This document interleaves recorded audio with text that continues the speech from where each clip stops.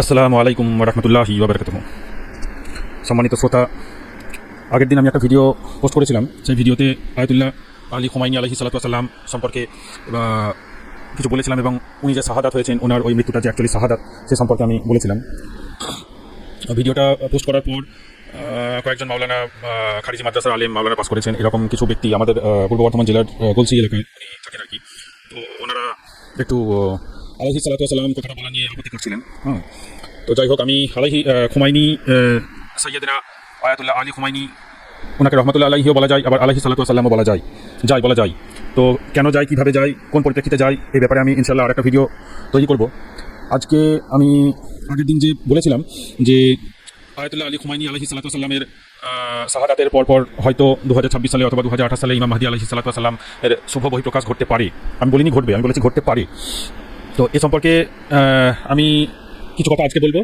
আর সবথেকে বড় ব্যাপার যেটা, যে ইমাম আল মাহদী আলাইহিস সালাতু ওয়াস সালামের শুভ বহিঃপ্রকাশের পূর্বে কী কী ঘটনা ঘটতে পারে, হাদিসে এবং কুরআনে এ সম্পর্কে কী বর্ণনা করা হয়েছে, কীভাবে ওনার মানে শুভ আগমনটা ঘটার পূর্বে কাল কিয়ামতের হাদিসের যে বর্ণনাগুলো আছে, সেই বর্ণনাতে কী কী আলামত বর্ণনা করা হয়েছে, সেগুলো আমি উল্লেখ করব। সেগুলোর পারলে রেফারেন্স আমি কিছু প্রয়োগ করব এবং আরও কিছু ডিটেলস আলোচনা করব। যে এখনকার যে এই সময়টা চলছে, এই সময়টা আদতেই ফিতনার সময় কিনা, এই সময়ে খুব সন্নিকটে ইমাম আল মাহদী আলাইহিস সালাতু ওয়াস সালামের শুভ বহির্গমন ঘটতে চলেছে কিনা, এই নিয়ে একটু কথা বলবো। দেখুন, হাদিসের যে বর্ণনাগুলো আছে তাতে পরপর অনেকগুলো বর্ণনা আছে, ছোটোখাটো কিছু আলামত আছে। ছোটোখাটো আলামতগুলোর মধ্যে যেমন আগের দিন বলেছিলাম, নগ্নপদ রাখাল বালকরা উঁচু বিল্ডিংয়ের প্রতিযোগিতায় লিপ্ত হয়ে যাবে। তো সে তো আজকে দুবাই বলুন, সৌদি আরব বলুন, এইসব জায়গায় তো ওগুলো ঘটছে। এটা তো ছোটো আলামতের মধ্যে পড়ছে। হাদিসের বর্ণনা এগুলো ছোটো আলামত। তো সেগুলো তো হয়ে গেছে অলরেডি। এখন মানে বিশ্বের, আপনি আগের দিন আমি বলেছিলাম 3টে বিল্ডিং, আপনি বিশ্বের প্রথম 5টা বিল্ডিং দেখলে আপনি দেখবেন সমস্ত ওই আরবিয়ান কান্ট্রি যেগুলো আছে, যেটা আরবিয়ান কান্ট্রি বলে, সেই আরবিয়ান কান্ট্রিতে ওই বিশ্বের সমস্ত বিল্ডিংগুলো আছে।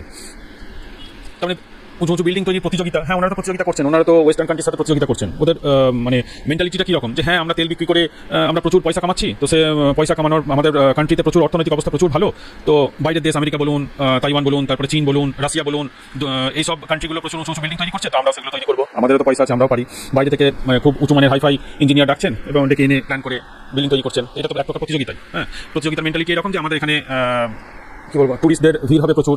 এখানে বাইরের জগতের মানুষজনরা প্লট কিনবে প্রচুর পরিমাণে, বিল্ডিং কিনবে প্রচুর পরিমাণে, ফ্ল্যাট কিনবে প্রচুর পরিমাণে। এটাই তো প্রতিযোগিতা, অর্থনৈতিক প্রতিযোগিতা।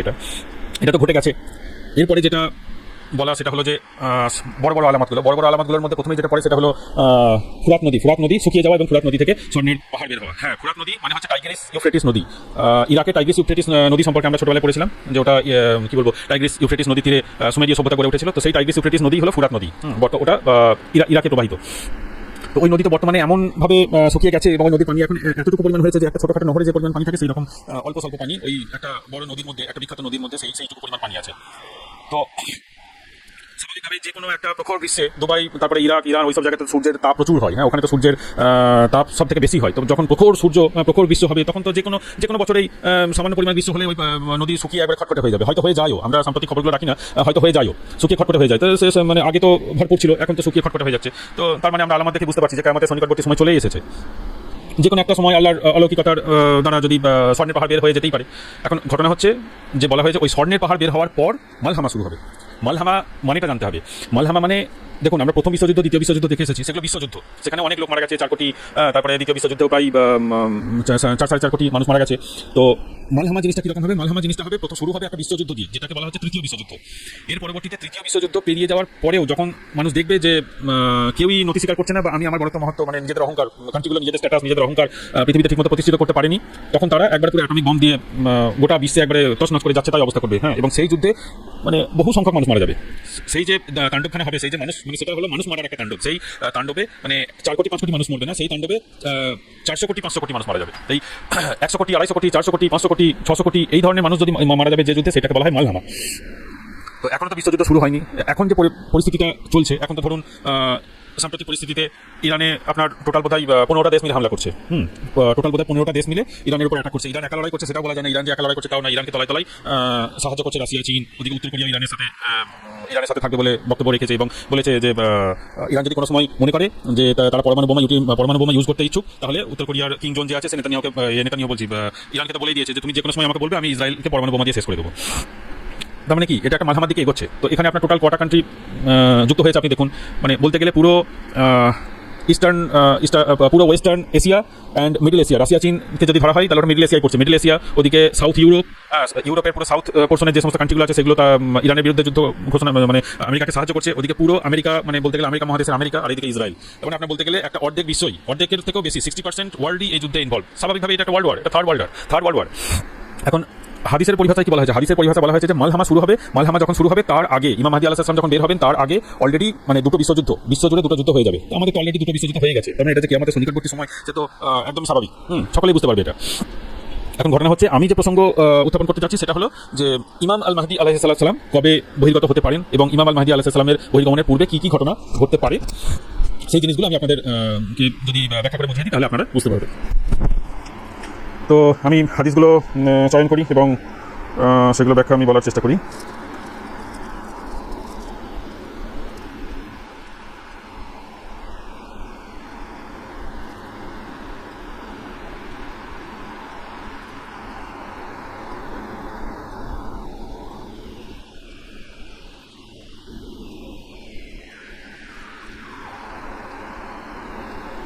এই যে যেমন হাদিস আছে, ইমাম আল মাহদী আলাইহিস সালামের বহির্গমনের পূর্বে যেগুলো ঘটবে সেই ঘটনাগুলো, এক নম্বর তো বলা হচ্ছে পৃথিবী জুলুম অত্যাচারে ভরে যাবে।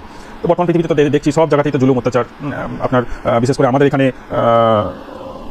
একটা পার্টির ক্ষমতা হস্তান্তরের পর থেকে তো একটা শ্রেণীর উপর এবং এক ধরনের মানুষের মেন্টালিটি, মানুষের উপর তো জুলুম অত্যাচার আমাদের কান্ট্রিতে হচ্ছে। তার সাথে সাথে তো ধরুন বাইরে দেশে ইসরায়েল তো একবার পুরো ফিলিস্তিনটাকে শেষ করে দিল, এটা তো জুলুম অত্যাচার, সব জায়গাতে জুলুম অত্যাচার চলছে। আচ্ছা, জুলুম অত্যাচার হাদিসের রেফারেন্স যেটা দেওয়া আছে সেটা কিতাবুল মাহদিতে আছে এবং কিতাবুল তিরমিজির কিতাবুল ফিতানে আছে। সহিহ মুসলিমের কিতাবুল ফিতানে হাদিস নম্বর 5220 আছে।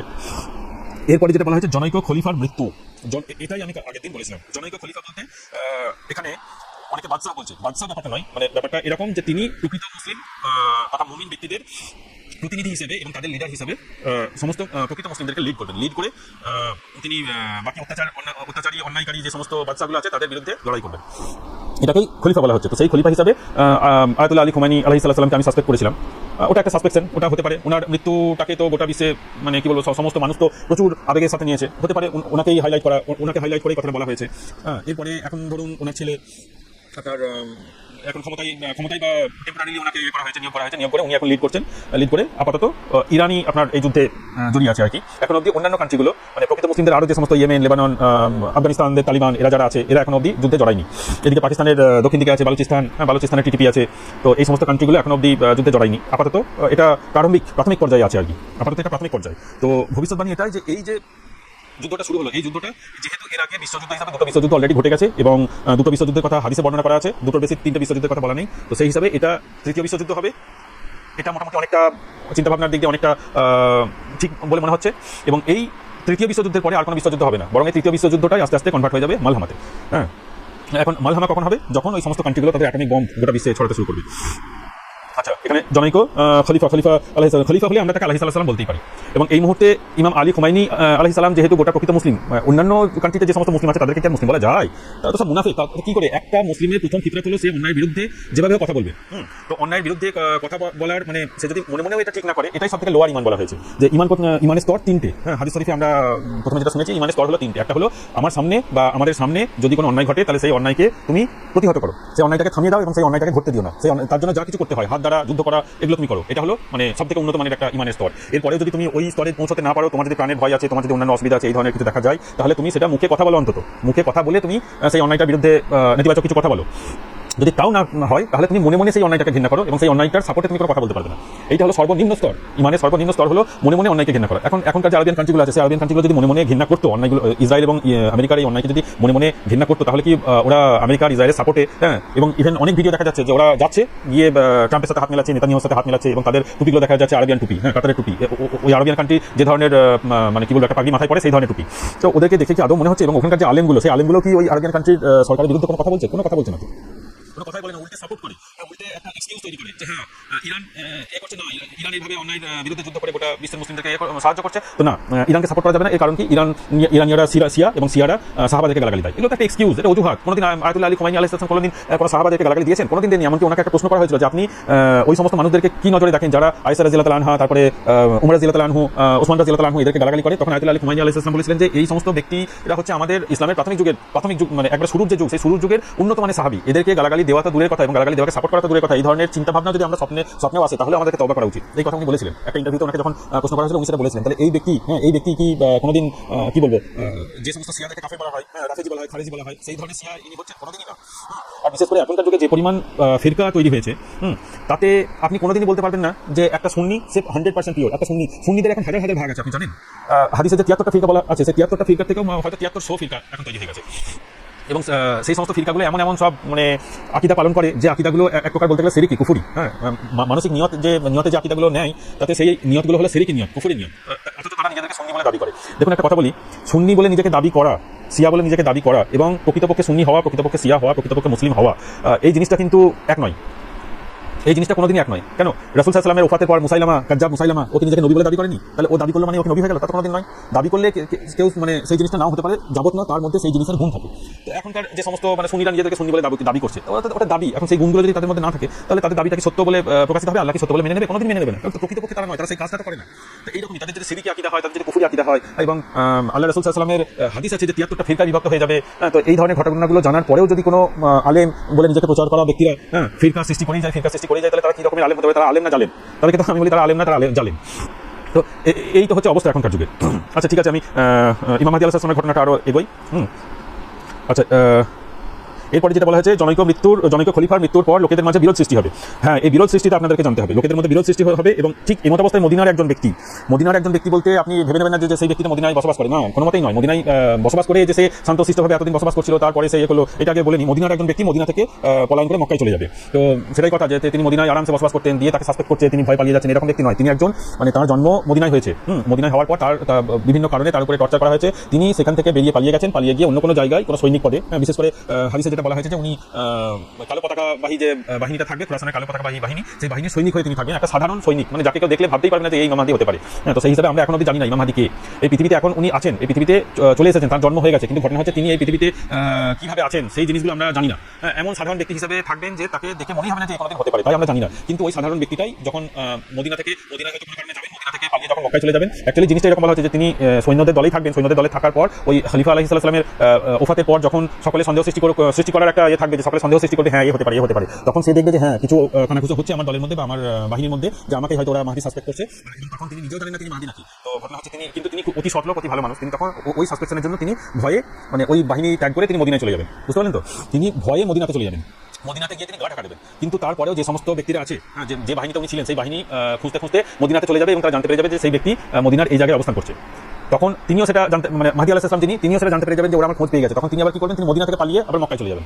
তিনি মদিনাতে থাকবেন এমন নয়, মদিনা ছেড়েও তিনি পালিয়ে যাবেন, মক্কায় চলে যাবেন। মক্কায় গিয়ে তিনি হজ করতে যাবেন এবং হজ করতে গিয়ে তিনি মাকামে ইব্রাহিম এবং হাজরে আসওয়াদের মাঝামাঝি এই জায়গাটা তিনি যখন অতিক্রম করতে যাবেন, তখন তৎকালীন মানে পবিত্র 313 জন ব্যক্তি, যাদের মধ্যে আল্লাহ তাআলা অলরেডি কিছু বৈশিষ্ট্য চেনার এবং কিছু ইলহামযুক্ত জ্ঞান দিয়ে পাঠাবেন, সেই সমস্ত ব্যক্তিরা আলামত দেখে মাহদী আলাইহিস সালামকে চিনে ফেলে তারা জোর করে হলেও ওই 313 জন তার হাতে বায়াত হবেন। তো ঘটনা এটা যে ওই 313 জন কিন্তু সাধারণ মানুষ মধ্যে, এত কোটি মানুষের মধ্যে 313 জন ব্যক্তি সে সাধারণ হবে এবং সেই সাধারণ 313 জনই বায়াত হবে, এটা হতেই পারে না। সেই 313 জনের জন্য এই পৃথিবীর মানে আবদাল গোষ্ঠীয় কোনো উচ্চতম পবিত্র ব্যক্তি অবশ্যই হবেন এবং তারা তাদের চিনে নেওয়ার ক্ষমতাটাও আল্লাহ তাআলা, মানে মাহদী আলাইহিস সালামকে চিনে নেওয়ার যে ক্ষমতা, সেই ক্ষমতাটাও আল্লাহ তাআলা তাদেরকে দেবেন। হ্যাঁ, তো তাদের মধ্যে সেই ক্ষমতা, সেই প্রতিভাটাও থাকবে, যার ফলে তারা মাহদী আলাইহিস সালামকে চিনতে পারবেন এবং চিনে নিয়ে তারা নিশ্চিত হয়ে যাবেন যে মাহদী আলাইহিস সালাম, চিনে নিয়ে তারা বায়াত হয়ে যাবেন। বায়াত যখন হয়ে যাবেন তখন মাহদী আলাইহিস সালাম আর নিজেকে লুকিয়ে রাখতে পারবেন না, তিনি তখন আল্লাহর কাছে ফরিয়াদ করবেন, আমাকে মাহদিয়াত দান করুন, এটাই। এবং মানে স্কলারদের বর্ণনার মতে হাদিসে এরকম, আমি জানি না এক রাতেই তাকে মাহদিয়াত দেওয়া হবে কিনা বা তিনি আগে থেকে পবিত্র হয়ে থাকবেন কিনা, এরকম জানি না। তবে অনেক স্কলারদের বক্তব্যে তিনি এক রাতের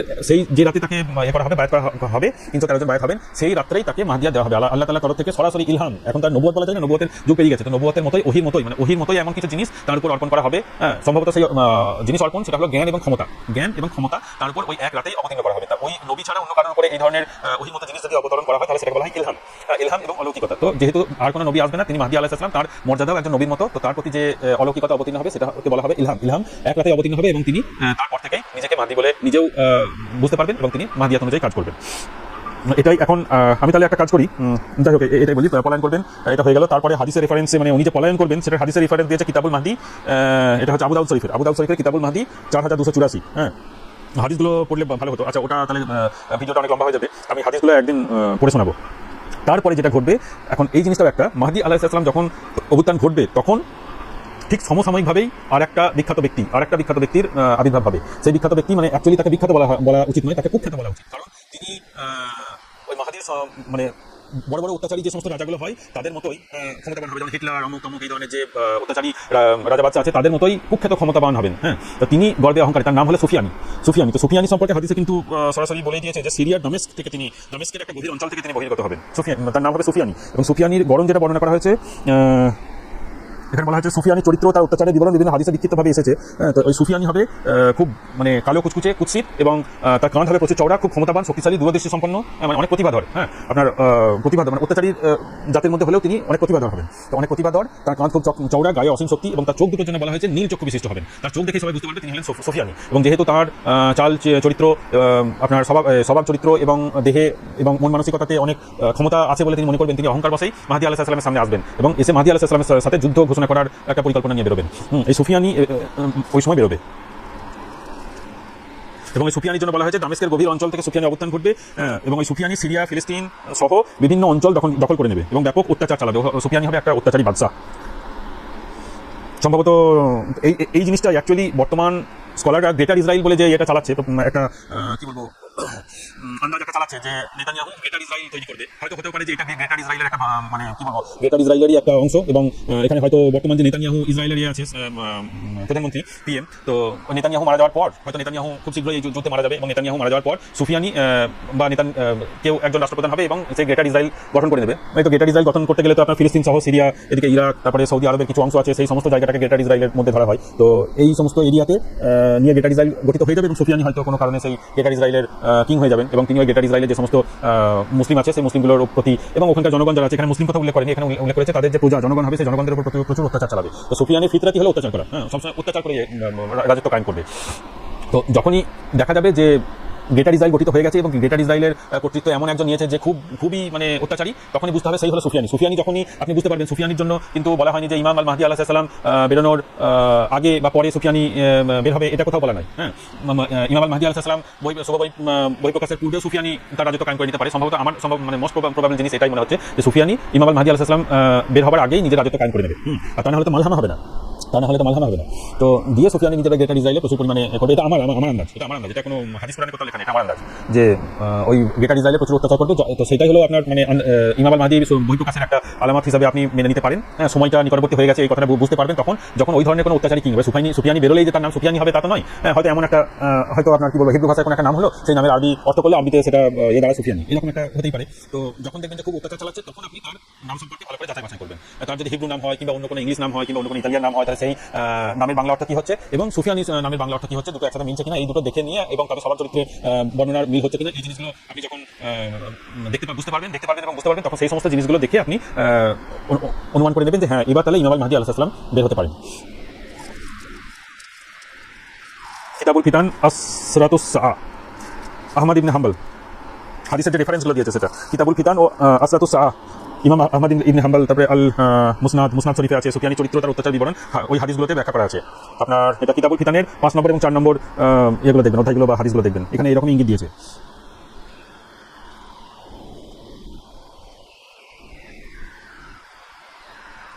এরপরে যেটা দেওয়া আছে সুফিয়ানি, হ্যাঁ, সুফিয়ানি যে সময় অত্যাচার করবে ঠিক সেই সময় ওর অত্যাচার দেখে বিরক্ত হয়ে, এগুলো আমি বলছি, হ্যাঁ, হাদিসের যেটা আলামত আছে এই সুফিয়ানি সময় থেকে পূর্ব দিক থেকে বা খোরাসান, পূর্ব দিক বলতে এখানে খোরাসান বলা হয়েছে, খোরাসান থেকে পূর্ব দিক বলতে কোন পূর্ব দিক বলতে আরবের জাজিরাতুল আরবটাকে আপনি ম্যাপে দেখবেন, ওই জাজিরাতুল আরবের পূর্ব দিকে কি দেখবেন খোরাসান আছে। তো ওই পূর্ব দিকে যে খোরাসান, সেই খোরাসান থেকে কালো পতাকাবাহী বাহিনী বের হবে, এটা হলো আলামত। তো কালো পতাকাবাহী বাহিনী কখন বের হবে সেটা মানে আমি আমার নিজের মতো ব্যাখ্যা করে আমি যেটা বলতে পারি সেটা হলো যে গ্রেটার ইসরায়েল গঠিত হবে, গ্রেটার ইসরায়েলে সুফিয়ানি রাজত্ব কায়েম করে সুফিয়ানি সেই গ্রেটার ইসরায়েলের নাগরিকদের প্রজাদের উপরে প্রচুর টর্চার করবে, হয়তো মুসলিমদের উপরে প্রচুর টর্চার করার ফলে আপনার খোরাসানের যে কালো পতাকাবাহী বাহিনী যারা মানে নিজেদেরকে তৈরি করছিল অনেকদিন ধরে লুকিয়ে, তো সেই বাহিনীর তারা ন্যায়পরায়ণ হবে। তো ওই অন্যায় অত্যাচার সেই ন্যায়পরায়ণ কালো পতাকাবাহী বাহিনী আর সহ্য করতে পারবে না, ফলে সেই বাহিনী সুফিয়ানির অত্যাচার ঠেকানোর ফলে সুফিয়ানির অত্যাচার ঠেকানোর জন্য বের হবে এবং সুফিয়ানি গ্রেটার ইসরায়েল বা ইসরায়েল বা সুফিয়ানির বিরুদ্ধে জিহাদ করার জন্য ক্রমশ পশ্চিম দিকে আগত হবে। পশ্চিম দিকে আগাতে হবে, তখন ওই যে কালো পতাকাবাহী বাহিনী, ওই কালো পতাকাবাহী বাহিনী যেটা বের হবে অত্যাচার ঠেকানোর জন্য, ওই বাহিনীর মধ্যেই ইমাম আল মাহদী আলাইহিস সালাম থাকবেন। এবং ওই সময় হয়তো সুফিয়ানির অত্যাচার এমন হবে যে খুব ভয়ঙ্কর পরিস্থিতি, খুব পরিস্থিতি, ওই সময় হয়তো সুফিয়ানির সময় হয়তো মাঝখানে হতে পারে এরকম। তো ওই সময় মানে কালো পতাকাবাহী বাহিনীর যে সমস্ত মানুষগুলো আছে তারা সাসপেক্ট করবে, তারা সন্দেহ করবে যে আমাদের বাহিনীতে থাকা এই ভদ্রলোক হয়তো ইমাম আল মাহদী হতে পারে। এবং তারা মানে ইমাম আল মাহদী কিন্তু ওইভাবে যেমন তেমনভাবে জহুর হবেন না। আপনার গোটা ওয়ার্ল্ডের সমস্ত অত্যাচারিত মজলুম ব্যক্তি তারা রাত দিন ধরে প্রার্থনা করে যাবে যে ইয়া আল্লাহ, আমাদের মাঝে একজন সুফিয়ানির অত্যাচারের ভয়ে গোটা ওয়ার্ল্ড প্রার্থনা, আমাদের একজন ন্যায়পরায়ণ ক্ষমতাবান ব্যক্তি কাউকে পাঠান। এমনকি ওই খোরাসানের ওই অজেয় বাহিনী, কালো পতাকাবাহী অজেয় বাহিনী, ওরাও এমন ভয়ে ভীত এবং হতাশাগ্রস্ত মনের মধ্যে থাকবে যে ওনারাও তাহাজ্জুদে কান্নাকাটি করবেন যে আল্লাহ আমাদের মধ্যে এবার ইমাম আল মাহদীকে প্রদান করুন, আমাদের মধ্যে এমন একজন কে প্রদান করুন যার মধ্যে এই ক্ষমতাটা থাকবে, আপনার প্রেরিত অলৌকিক ক্ষমতা থাকবে, যে সুফিয়ানি এবং গোটা ওয়ার্ল্ডের সমস্ত অন্যায় অত্যাচারী বাচ্চাদের কাছ থেকে আমাদেরকে উদ্ধার করতে পারবে। এই সমস্ত এর ফলে এই সমস্ত কিছু মানে বছরের পর বছর ধরে প্রে করার পর যখন তারা বুঝবে যে হ্যাঁ এই ব্যক্তিটার মধ্যে ওই ধরনের অনেক কিছু পাওয়া যায়, হ্যাঁ, যেটা ইমাম আল মাহদীর মধ্যে পাওয়া যেতে পারে, তখন ইমাম আল মাহদী ওই জিনিসগুলো আঁচ করতে পারবেন এবং তিনি ভয় চলে যাবেন।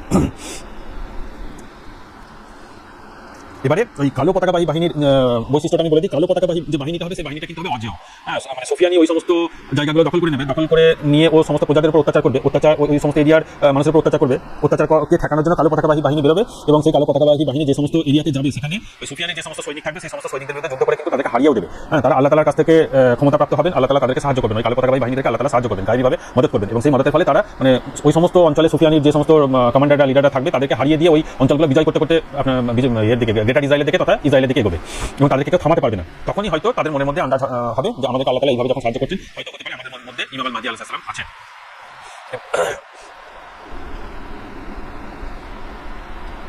তারপরে হাদিসে যেগুলো বর্ণনা ওগুলো আপনারা যে কোনো হাদিস বই পেয়ে যাবেন বা যে কোনো কামাতের বই পেয়ে যাবেন। এরপরে ইমাম আল মাহদী আলাইহিস সালাম মক্কায় এসে 313 জন ওনাকে বুঝতে পেরে যাবেন এবং ইমাম আল মাহদী আলাইহিস সালাম তখন ক্ষমতাবান হয়ে যাবেন এবং তিনি ওই কালো পতাকাবাহী বাহিনীকে লিড করতে লাগবেন। লিড করে তিনি যখন মানে ইমাম আল মাহদী আলাইহিস সালাম লিডার হয়ে যখন ওই কি বলে ইসরায়েলের দিকে ইসরায়েলকে মুক্ত করার জন্য এগোবেন, তখন সুফিয়ানিও জানতে পেরে যাবে যে হ্যাঁ ইমাম আল মাহদী আলাইহিস সালাম বেরিয়েছে। তখন ওই সুফিয়ানি অত্যাচারী ও কিছু বাহিনী পাঠাবে, যে একটা বাহিনী পাঠাবে ইমাম আল মাহদী আলাইহিস সালামকে আক্রমণ করার জন্য এবং ওই বাহিনীটা মদিনা ও মক্কার মধ্যবর্তী বাইদা নামক স্থানে মানে ভূমিধস ঘটবে, ওই ভূমিধসে ওই বাহিনীটা মানে ধ্বংস হয়ে যাবে। এটা হাদিসের রেফারেন্স আছে কিতাবুল ফিতান হাদিস নম্বর 1882। হ্যাঁ, এটার জন্য বলা হয়েছে বিশুদ্ধ এবং প্রসিদ্ধ হাদিস। রাসূল সাল্লাল্লাহু আলাইহি ওয়াসাল্লাম বাইদা প্রান্তরে সেনাদলকে ধসে দেওয়ার ঘটনা বর্ণনা করেছেন। এই হলো অনেকটা ইয়ে। এরপরে আমি আপনাকে যেটা বলবো ইমাম আল মাহদী আলাইহিস সালামের দৈহিক বর্ণনা। ইমাম আল মাহদী আলাইহিস সালাম আপনি চিনবেন কি করে, তার স্বভাব চরিত্রের মধ্যে কি কি জিনিস থাকলে আপনি সেগুলো করতে পারবেন, হ্যাঁ, দেখে আপনি চিনতে পারবেন। সেই জিনিসগুলো ইমাম আল মাহদী আলাইহিস সালামকে চেনার জন্য এই জিনিসটা সবথেকে ভাইটাল। এখানে যেটা বলা হয়েছে তিনি আবির্ভূত হবেন বয়স্ক ব্যক্তি হিসেবে, দেখতে অনেকটা বানি ইসরাইলের নবীদের মতো। বয়স্ক ব্যক্তি হিসাবে বলতে 40 বছর। হ্যাঁ, মানে অনেক নবী আছেন, অনেক হাদিসে এই বর্ণনা পাওয়া যায় যে ইমাম আল মাহদী আলাইহিস সালাম যখন জহুর হবেন তখন তার বয়স 40 বছর। তো এটা আমি হাদিসটা আমার সামনে নেই বলে আমি ওটা 40 বছরের রেফারেন্সটা আমি বলতে পারছি না। তো ওনার শারীরিক এবং দৈহিক গঠনগুলো আমি যেটা বলছি সেগুলো আপনারা দেখবেন। তার শরীর হবে পূর্ণাঙ্গ ও সুগঠিত, মানে বলা হয়েছে যে তার শরীরটা অনেকটা রাসূল সাল্লাল্লাহু আলাইহি ওয়াসাল্লামের শারীরিক গঠনের সাথে ম্যাচ খায়। তিনি মাঝারি ধরনের দীর্ঘ হবেন, মানে খুব বেটে খাটো নয়, খুব লম্বা নয়, কিন্তু মাঝারি মানুষদের মধ্যে একটা লম্বা মাঝারি একটা বেটে মাঝারি থাকে, তো সেই লম্বা মাঝারিদের মধ্যে তিনি হবেন, না খুব লম্বা না খুব বেটে। তার মুখমণ্ডল হবে উজ্জ্বল, হ্যাঁ, মানে ঠিক রাসূল সাল্লাল্লাহু আলাইহি ওয়াসাল্লামের মুখমণ্ডল যেমন উজ্জ্বল, তার মুখমণ্ডল উজ্জ্বল হবে যেন চাঁদের টুকরো। দাড়ি হবে ঘন ও পূর্ণ, রাসূল সাল্লাল্লাহু আলাইহি ওয়াসাল্লাম তো চাঁদের সাথে অনেক সাহাবা তুলনা করেছেন। তার চোখ হবে, ইমাম আল মাহদী আলাইহিস সালামের চোখ হবে বড় বড় ও কালো, যা তার চেহারায় এক ধরনের তেজ ও আকর্ষণ সৃষ্টি করবে। হ্যাঁ, ওনার কপাল ও নাক সম্পর্কে বলা হয়েছে তার ওনার কপাল হবে প্রশস্ত, নাক হবে উঁচু ও সুন্দর। রাসূল সাল্লাল্লাহু আলাইহি ওয়াসাল্লামের সিরাত গ্রন্থ যারা পড়েছেন তারা কিন্তু মানে এই জিনিসটা পড়েছেন। রাসূল সাল্লাল্লাহু আলাইহি ওয়াসাল্লামের কিন্তু নাক ছিল উঁচু টিকালো, একদম আর্যদের মতো। আর্যদের ইতিহাসে আপনারা আর্যদের যে ফিগারের বর্ণনা পড়েছেন সেই রকম টিকালো নাক, কপাল হবে প্রশস্ত আর মুখমণ্ডলটা খুব সুন্দর লাগবে। টিকালো উঁচু নাক হওয়ার ফলে মুখমণ্ডলটা খুব সুন্দর লাগবে। তার দাঁতের মাঝে কিছু ফাঁকা ফাঁকা থাকবে, মানে তার যে দাঁতগুলো আছে দাঁতগুলো একটু ফাঁক থাকবে, একবারে যে গায়ে লেগে থাকবে তা নয়, যা সৌন্দর্যের লক্ষণ হিসেবে বিবেচিত হবে। মানে এমন ফাঁকও নয় যে দেখতে বেশি লাগবে, হ্যাঁ, এমন ফাঁকা ফাঁকা থাকবে যেগুলো দেখে বেশ ভালো লাগবে, একটা মানানসই জুৎস মতো লাগবে। তার গায়ের রং হবে ফর্সা, আরবদের গায়ের রং যেরকম ফর্সা, আরবিয়ান ইরানিয়ান খোরাসানের ওই জায়গাগুলোর মানুষদের গায়ের রং যেমন উজ্জ্বল ফর্সা, সেরকমই তার গায়ের রং হবে উজ্জ্বল ফর্সা, কিন্তু সম্পূর্ণ সাদা নয়, লালচে মতো। লালচে ওই ঠিক খোমাইনি আলাইহিস সালামের চেহারা মোবারক দেখেছেন, উনি যেমন লাল রঙের সাদা, লাল টকটকে সাদা, একদম গোলাপি, ওই ধরনের লালচে আভাযুক্ত, মানে গোলাপি লালচে আভাযুক্ত ফর্সা। আরবের অধিবাসীদের মতো শ্যামল নয়, মানে আরবের অধিবাসীদের মধ্যে যে শ্যামলা যারা থাকে সেরকম নয়, মানে লাল আভাযুক্ত ফর্সা। শারীরিক চিহ্নের ক্ষেত্রে বলেছে ডান গালে বা গন্ডদেশে বিশেষ তিল ও কালো দাগ থাকবে, আর ডান গলদেশে এই জায়গাটায় ডান গন্ড দেশে একটি বিশেষ তিল বা কালো দাগ থাকবে, ডান উরুতে বা শরীরের অন্য কোনো অংশে নবুয়তের মোহর অনুরূপ একটি বিশেষ, মানে নবুয়তের মোহর ঠিক নয়, নবুয়তের মোহর যেরকম হয় সেই রকম। মনে রাখবেন মাহদী আলাইহিস সালামের মর্যাদা কিন্তু নবীদের থেকে কোনো অংশে কম নয়, হ্যাঁ কোনো অংশে কম নয়। এমনকি ঈসা আলাইহিস সালাম আসমান থেকে নেমে আসার পরও মাহদী আলাইহিস সালামের ইমামতিতে তিনি নামাজ আদায় করবেন, অথচ তিনি একজন নবী, হ্যাঁ এক সময় একজন নবী। তো সেই নবী এসে উম্মতে মুহাম্মাদের পেছনে নামাজ পড়ছে, মানে আপনি বুঝতেই পারছেন তার মান মর্যাদা কতটা। হ্যাঁ তিনি একজন নবীর সমান মর্যাদা সম্পন্ন। তো সেই তিনি যে নবীর সমান মর্যাদা সম্পন্ন সেইটাকে প্রমাণ করার জন্য বা সেইটাকে বোঝানোর জন্য আল্লাহ তাআলা নবুয়তের মোহর, প্রত্যেক নবীর একটা মোহর থাকে, গায়ে এমন একটা বিশেষ দাগ থাকে যে দাগটাকে বলা হয় নবুয়তের মোহর। ওই নবুয়তের মোহরের সদৃশ্য, নবুয়তের মোহরই নয়, নবুয়তের মোহরের সদৃশ্য একটা দাগ, হ্যাঁ মানে একটা চিহ্ন তার বলা হয়েছে ডান উরুতে থাকবে, একটা বিশেষ চিহ্ন তার ডান উরুতে থাকবে। এই সমস্ত জিনিসগুলো মানে আমরা যখন বায়াত হতে যাবো, ইমাম মাহদী আলাইহিস সালামের হাতে বায়াত হওয়াটা আগের দিন আমি বলেছিলাম, বায়াত হওয়াটা হচ্ছে ওয়াজিব। আর সেনা হওয়া, টেনা হওয়া বা সৈনিক হওয়া এই সমস্ত সম্পর্কে হাদিসে কিছু বর্ণনা করা নেই। কিন্তু রাসূল সাল্লাল্লাহু আলাইহি ওয়াসাল্লাম স্ট্রিক্টলি যেটা বর্ণনা করেছেন যে তুমি মানে গ্রিনল্যান্ডে থাকলেও, শুধু গ্রিনল্যান্ড বা একবার শুধু কুমেরুতেও যদি থাকো তাহলে তুমি বরফের মানে হাঁটতে চলতে পারো না, বরফের উপর হামাগুড়ি দিয়ে টুকটুক করে এগোবে তার হাতে বায়াত হওয়ার জন্য। তাই বায়াত হওয়াটা যেহেতু রাসূল সাল্লাল্লাহু আলাইহি ওয়াসাল্লামের হুকুম, ওই জন্য এটা ওয়াজিব। তো আমরা যখন বায়াত হতে যাবো তখন আমরা কি দেখে বায়াত হবো? হ্যাঁ ভণ্ড ইমাম মাহদী আলাইহিস সালাম তো ওই সময় প্রচুর বেরোবে। হাদিসের মধ্যে তো আছে যে ভণ্ড মাহদীর সংখ্যা প্রায় 30 জন হয়ে যাবে। তো আমরা কি করে বুঝবো যে তিনি ভণ্ড মাহদী নাকি তিনি আসল মাহদী? আসল মাহদী খুঁজতে গেলে এই যে শারীরিক যে বর্ণনাগুলো আমি বললাম, এই বর্ণনাগুলো কিন্তু আমাদেরকে তখন দেখে নিতে হবে। হ্যাঁ আর সব থেকে বড় ব্যাপার, চূড়ান্ত ব্যাপার এটাই যে আমরা কিন্তু সাধারণ মানুষ, নিতান্ত সাধারণ মানুষ, আমরা ভণ্ড নদীর নবী ভণ্ড মাহদীর খপ্পরে পড়ে যেতেই পারি। ওই জন্য আমাদেরকে ইলম অর্জন করতে হবে। ইলম অর্জন করে আমাদেরকে কিন্তু মানে আমি ওই সমস্ত প্রকৃত মুসলিমদের জন্য বলছি, আমি নিজেও আমার নিজের আকাঙ্ক্ষা আছে, আল্লাহ যদি আমাকে হায়াত দেন, আমাকে যদি সামর্থ্য দেন, তাহলে আমিও মাহদী আলাইহিস সালামের হাতে বায়াত হতে যাবো, অবশ্যই যাবো ইনশাআল্লাহ। এবং আপনারা দোয়া করুন যেন আল্লাহ তাআলা আমাকে উপযুক্ত জ্ঞান বুদ্ধি এবং আমাকে উপযুক্ত শারীরিক ক্ষমতা এবং আমার পরিবারের সেই সমস্ত উপযুক্ত পরিবেশ পরিস্থিতি জ্ঞান বুদ্ধি ক্ষমতা দান করেন, যাতে আমি মাহদী আলাইহিস সালামের সাথে বায়াত হতে যেতে পারি। আমার ঈমান যেন সেরকম অটুট রাখেন, আপনারা দোয়া করুন। এবং আপনাদের জন্য আমি দোয়া করছি। প্রকৃত মুসলিম, আমি সর্বদা বলেছি প্রকৃত মুসলিম এই পৃথিবীতে নাই। এই পৃথিবী মানে নাই বলতে কি নাই নয়, জিরো নয়। প্রকৃত মুসলিম এই মানে পৃথিবীতে ওদের সংখ্যা এমনই যে টেন্ডিং টু জিরো, এরকম। আমরা যারা লিমিটের অঙ্ক করেছি টেন্ডিং টু জিরো, সেই রকম টেন্ডিং টু জিরো, মানে ইন কম্পারিজন 850 কোটি যে পৃথিবীর মানুষ আছে, সেই পৃথিবীর 850 কোটি পৃথিবীর মানুষের সাথে তুলনা যদি করা হয় যে প্রকৃত মুসলিমদের সংখ্যা, তাহলে টেন্ডিং টু জিরো বলতে গেলে। তো ওই আনাচে কানাচে মানে সমস্ত মানুষই মুনাফিক। মুসলিম নামধারী অনেক আছে, তার মধ্যে বেশিরভাগ 99.99% মুসলিম হতে মুনাফিক। হ্যাঁ তার মধ্যে আমিও আছি, হয়তো জানি না, কিন্তু আমার মন মানসিকতা এখনো পর্যন্ত আছে যে আমি যেন প্রকৃত মুসলিম হতে পারি, মুমিন যেন হতে পারি, আল্লাহ তাআলা যেন তৌফিক দান করে। তো এই জিনিসটাই। এবং যেটা বলছিলাম যে আনাচে কানাচে এই পৃথিবীর আনাচে কানাচে কোনো জায়গায় নির্জনাবাসে হ্যাঁ অনেক প্রকৃত মুসলিম আছেন। হ্যাঁ হয়তো এরকম হতে পারে যে খ্রিস্টানদের কিছু মানুষ, অনেক মানুষের খবর আমি শুনেছি, তারা পৃথিবী মানে ধন সম্পদ প্রভাব প্রতিপত্তি সমস্ত কিছু পাওয়ার পরেও, হ্যাঁ এমন অনেক খ্রিস্টান আছে, ইহুদিরা ওরকম হয় না, এমন অনেক খ্রিস্টান আছে এবং অন্যান্য ধর্মের ব্যক্তি আছে যারা ধন সম্পত্তি এবং অনেক কিছু পাওয়ার পরেও তাদের মনে কোনো শান্তি আসেনি, প্রভাব প্রতিপত্তি সব কিছু পেয়েছে, কিন্তু তা সত্ত্বেও তাদের মনে কোনো শান্তি আসেনি, যার ফলে তারা কাউকে কিছু না বলে তারা ঘন জঙ্গলে কিংবা কোনো এমন পাহাড়ের একটা নির্জন স্থানে চলে গেছে এবং সেখানে মানে কি বলবো নির্বিঘ্নে নিজের মনের মতো একটা লাইফ লিড করছে আর কি। হ্যাঁ এরকম বহু মানুষ আছে। এরকম মানুষ আপনি যদি খুঁজতে চান হাজারের বেশি পাবেন। নির্জনাবাসে আছে এরকম হলিউডের প্রচুর অ্যাক্ট্রেস আছে, মহিলা অ্যাক্ট্রেস অব্দি আছে।